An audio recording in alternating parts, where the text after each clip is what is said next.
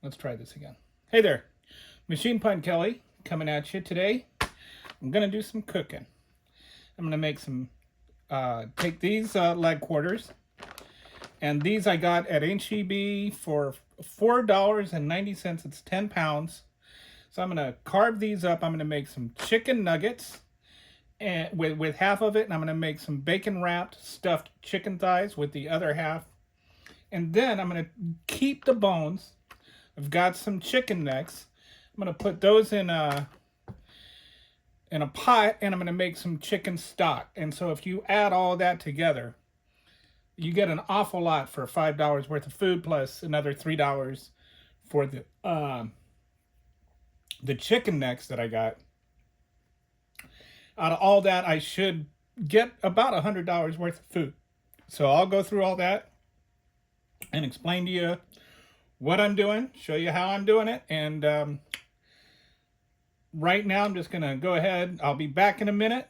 I'm just gonna cut open this bag and take out the chicken thighs and or the leg quarters, and I'll be right back.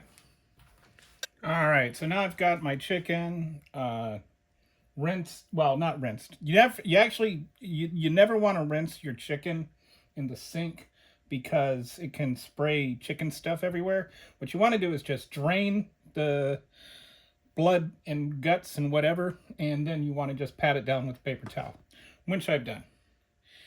The next thing that's important when you're carving chicken like this is always sharpen your knife before you do it. It's counterintuitive, but the sharper your knife is, the less chance that you're going to cut yourself. And then, just in case you don't, it's a good idea to get one of these guys. This is a glove. I almost lost a fingertip one time. And that's when I was convinced I need to get these things. But this is it's a knife guard glove. And so not everybody uses these, but I like to because I like my fingertips. All right. So I am not the best at this. There are probably videos that you can find.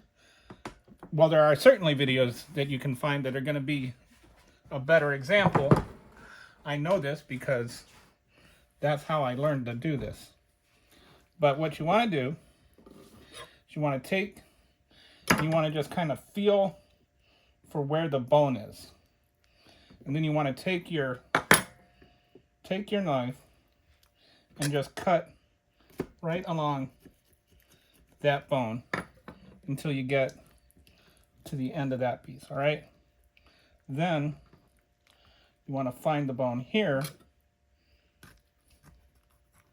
and you just want to carve right alongside that, okay? And then you're gonna come up here and you're just gonna cut that off, and you're gonna pop out this guy. The bone will start coming out, and this is where you're gonna be glad you have the glove, because you're gonna come along here and you're just gonna kind of shave this down.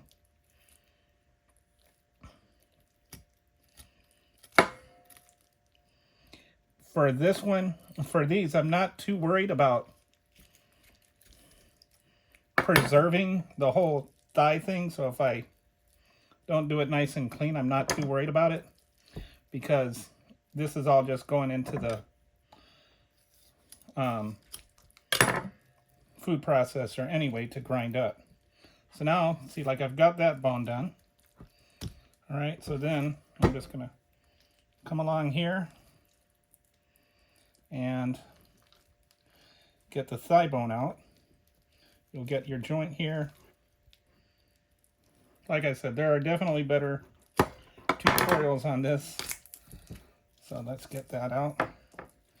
And then we're just going to come along here. And there you see this bone. So now you're going to come along. Once you see the bone, you just cut along the bone until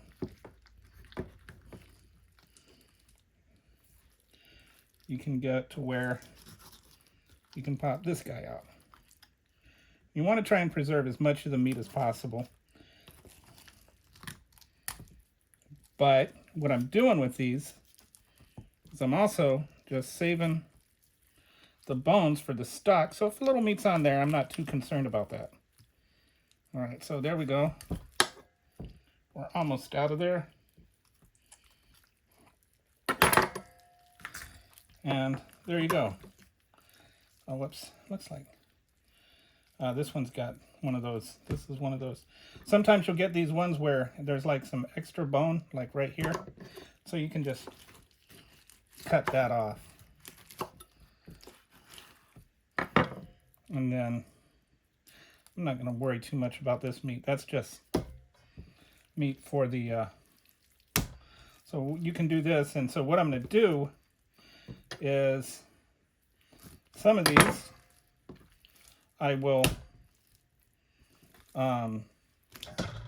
grind, and others I'm gonna use and roll them up and stuff them with cream cheese and then wrap them in bacon. But anyway, I'm gonna just do all 10 of these. I'm gonna time myself on, or actually there's 8 of these, so I'll time myself on how long that is.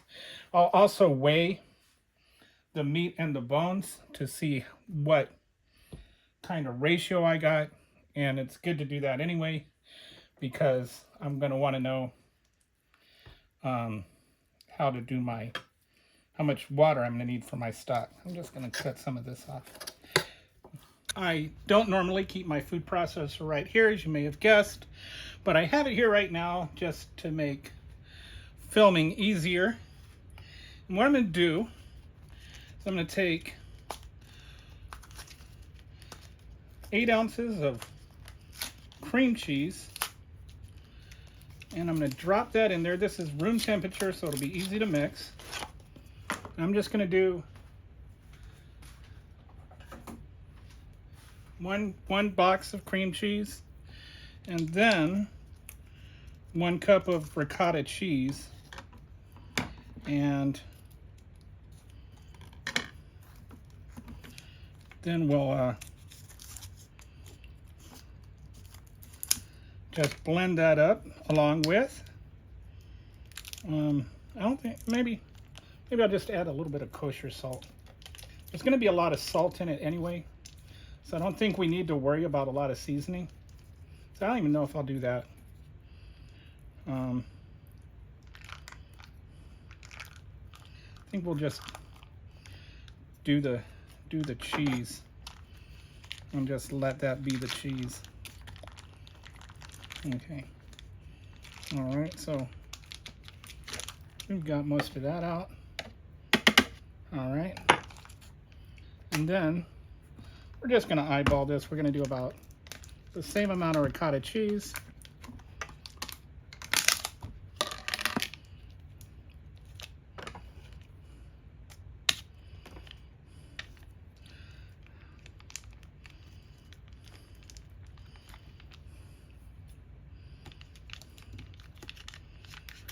Anyway, sometimes it's way too hard to break into stuff, especially when you got slippery fingers.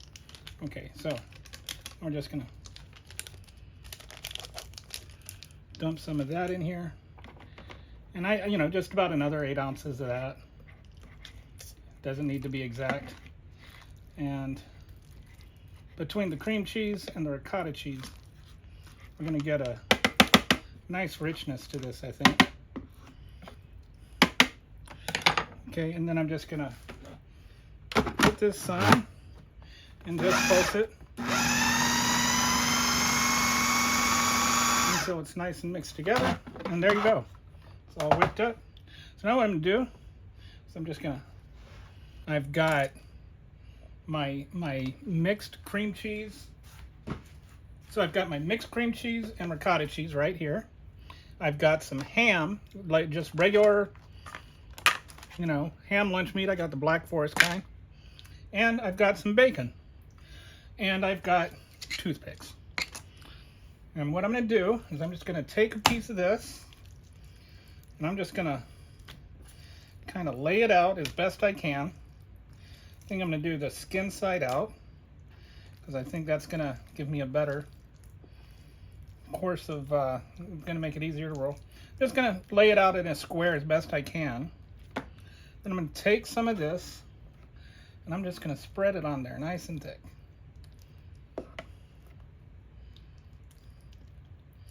Planning on using all of this, so I'm not worried about getting chicken stuff all over the other stuff. Okay. All right, and then I'm going to take a piece of ham or two. I'm going to lay that on top. Do, let's say 3 pieces of ham.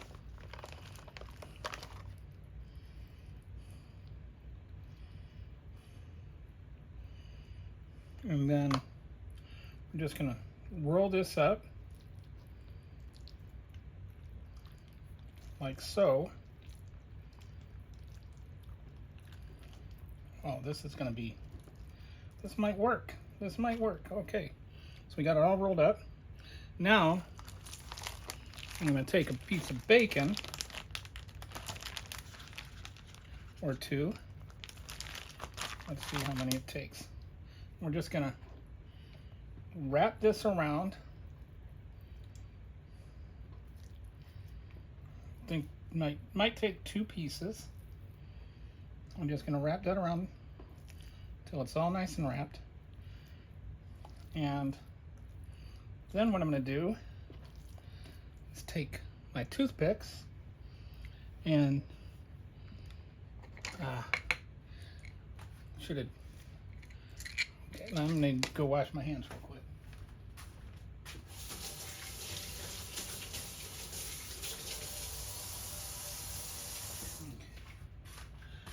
Dump out some of these guys.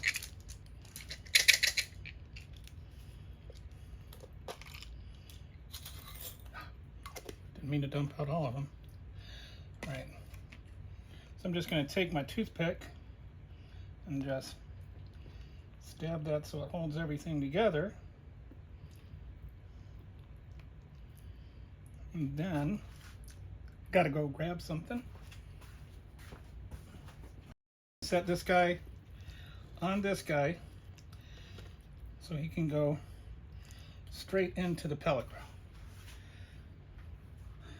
So I'll do the rest of these and throw them on the grill. Then we'll come back and we'll make some ranch dressing. So I've got everything wrapped and ready to go on the smoker. I just wanted to give you a look at what it looks like before I put it on. I'm thinking I might add some barbecue sauce at some point. I don't know. We'll see what happens. But doesn't that looks like it's gonna be pretty amazing. It's important if you haven't done smoke on a pellet or bacon on a pellet grill. I always like to keep a shallow pan underneath where the bacon is so that it catches the drippings. Otherwise, sometimes the drippings can drip down in the fire pan and then you get these flare-ups and messes everything up. So I'm gonna put a thermometer in the thickest one. I'm going to cook this until it's about 165, 170, and then I'll pull it off the grill. We're going to come back in a minute and I'll get all this stuff, get all my mess cleaned up, and once I'm done with that, I'll come back, I'll show you how to make some ranch dressing for the nuggets.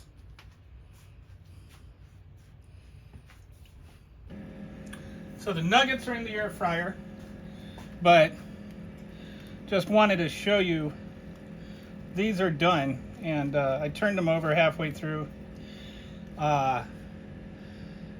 They came out even better than I had hoped. I cannot wait to cut into this and see what it's like. But I've got to let it rest a little bit first. But yeah, this is looking like some pretty good food. I'll show you what it looks like when I cut it. So, and I haven't. I'm gonna cut into this. I'm just gonna eat salad later.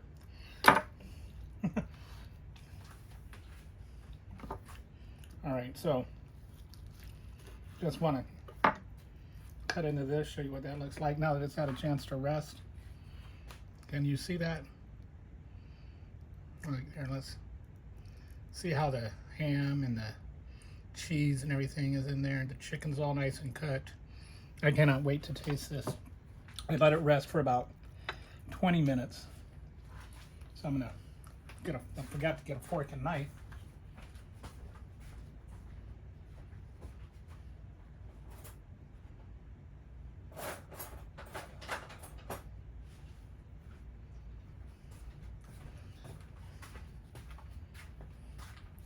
Just realized that sounded like a line from The Good Place. I forgot to get my fork and knife. Like, anyway. So I'm gonna take a taste of this and let you.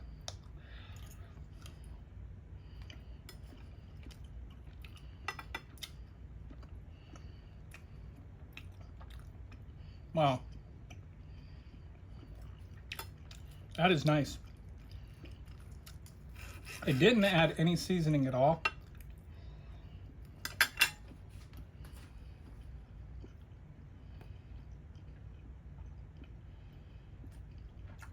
There's so much salt and flavor in the ham and the bacon, and the cream cheese and the ricotta that I really don't think it needs any.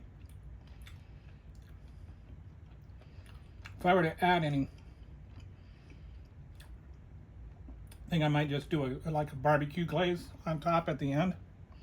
But for a total experiment that I did the first time, this could have come out a lot worse. It's very, very good. If I were to do it in a restaurant,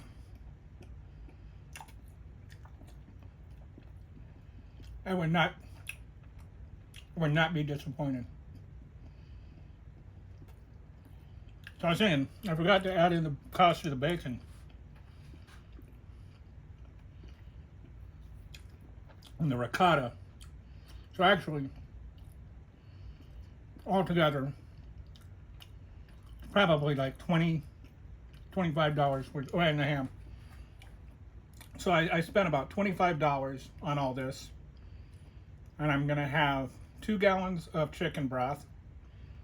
I'm not sure what these weigh with the breading and everything, but I'm gonna venture to say 6 pounds at, I think it's like $9 a pound or something like that, for like the nuggets that don't have any preservatives or anything. And you can't get dark meat nuggets, and I think dark meat nuggets are better. But yeah, and I don't know what this would be worth if you bought it in a restaurant. I don't know what they would charge, but if they charge $20 for that with some fries or a side dish and a salad, I would easily be happy paying that. So, you know, those getting those leg quarters can really pay off if you just use a little bit of imagination and don't just bake them. So, all right, that's it. Thanks for watching.